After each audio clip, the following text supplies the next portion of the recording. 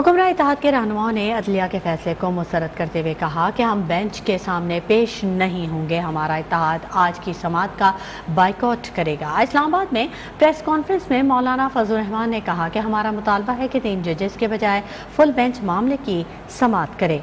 बिलावल भुट्टो बोले कि हुकूमती इत्तेहाद ने फुल कोर्ट का मुतालबा किया था, हमारा इत्तेहाद समाअत का बाइकआउट करेगा।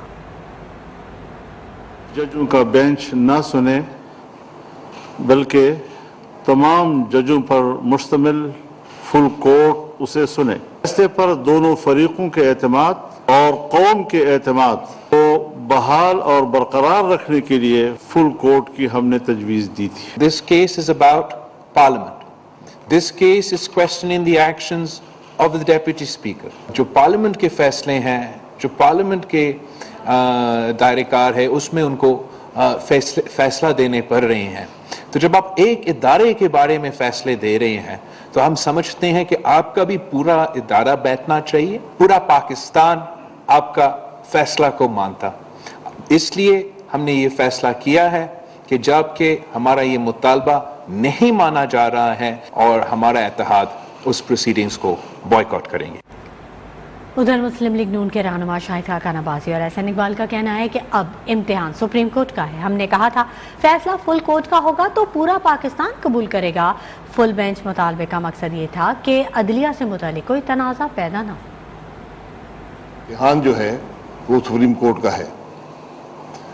ये इंसाफ का तकाजा है, ये कानून का तकाजा है कि जब एक जज पर या एक बेंच पर उंगली उठा दी जाए, उनकी जिम्मेदारी बनती है कि उस फैसले से अपने आप को हटा लें। सिर्फ इल्तिजा ये थी, दरख्वास्त ये थी कि ये पार्लियामान का मामला है, पूरा सुप्रीम कोर्ट बैठे, मखसूस बेंच ना बैठें। सिर्फ ये बात थी, इससे आगे बात नहीं थी।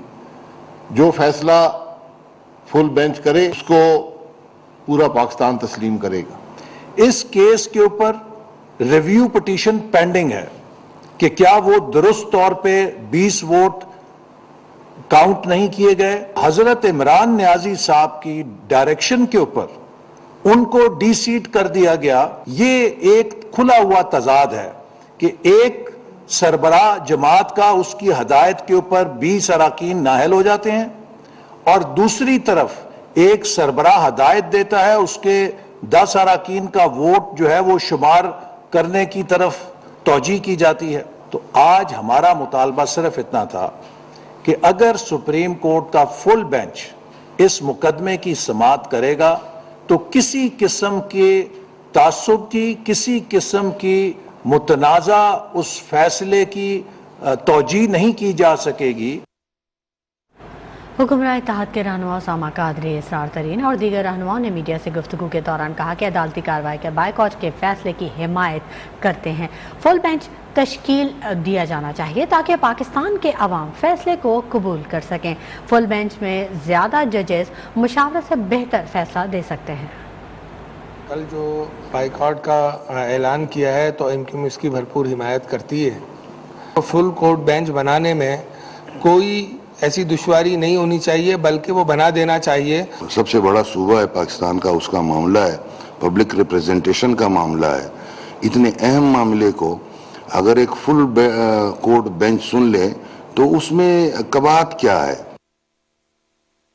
सुप्रीम कोर्ट के फैसले के बाद मौलाना फजल रहमान ने नवाज शरीफ और आसिफ जरदारी से मुशावरत के बाद आइंदा का लाहेअमल तय किया।